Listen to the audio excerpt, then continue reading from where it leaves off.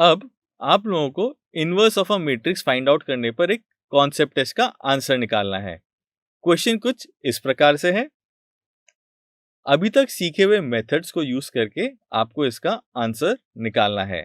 तो अपने दिमाग को घोड़े की तरह दौड़ाइए और जल्दी से इसका 5 मिनट के अंदर सही आंसर निकालिए। आई एम श्योर आप सभी सही आंसर निकाल लेंगे। तो चलिए इसका सॉल्यूशन देखते हैं। हम लिख सकते हैं a is equal to IA, तो हमें ये मिल जाएगा। अब हम फर्स्ट कॉलम पर फोकस करें तो हमें उसको 1 0 0 बनाना है। तो उसके लिए हम पहला जो ऑपरेशन यूज करेंगे वो होगा R1 changes to R1 minus R2। ऐसा करने पर हमें मैट्रिक्स ऐसे चेंज हो जाएंगे, हमारे left hand side and right hand side दोनों साइड। तो हमको फर्स्ट एलिमेंट 1 मिल गया है एंड बाकी दो एलिमेंट्स को हमें 0 बनाना है।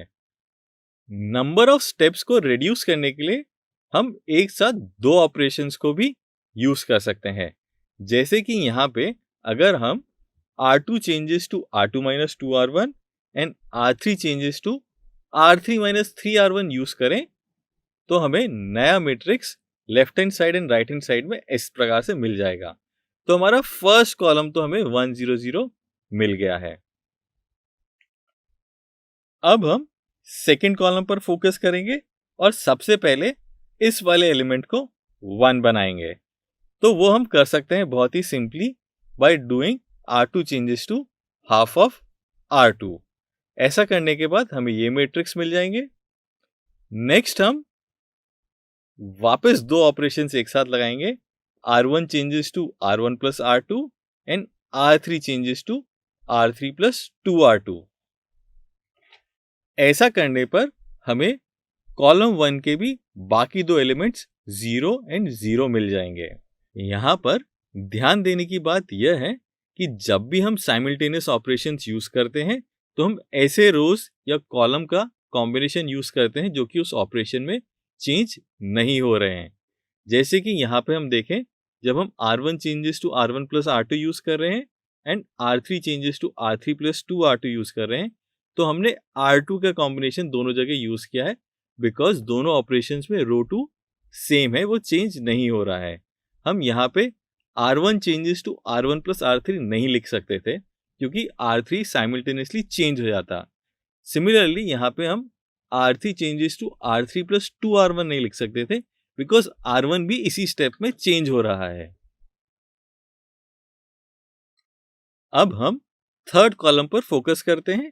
यहां पर हम सबसे पहले इस 4 को 1 में कन्वर्ट करेंगे and it can be done very easily by doing R3 changes to 1/4 of R3। ऐसा करने से न्यू मैट्रिक्स इस प्रकार से दिखेगा। अब हमें इस -1/2 एंड इस 1/2 को 0 में कन्वर्ट करना है। ऐसा हम कर सकते हैं by doing R1 changes to R1 plus half R3 and R2 changes to R2 minus half of R3। ऐसा करने से हमें लेफ्ट हैंड साइड में एक आइडेंटिटी मैट्रिक्स मिल जाएगा और हम कह सकते हैं A inverse is equal to this matrix. अब आप इन स्टेप्स को अपनी नोटबुक पे लिख सकते हैं।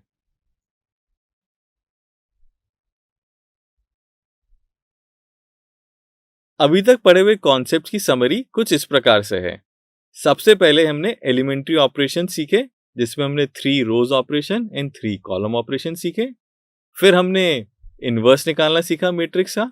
उसमें हमने सीखा कि अगर कोई स्क्वायर मैट्रिक्स है और उसका इनवर्स एग्जिस्ट करता है तो वो एक यूनिक मैट्रिक्स होगा।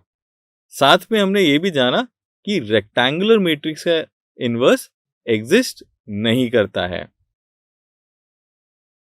अब आपको इन रेफरेंस क्वेश्चंस को सॉल्व करना है।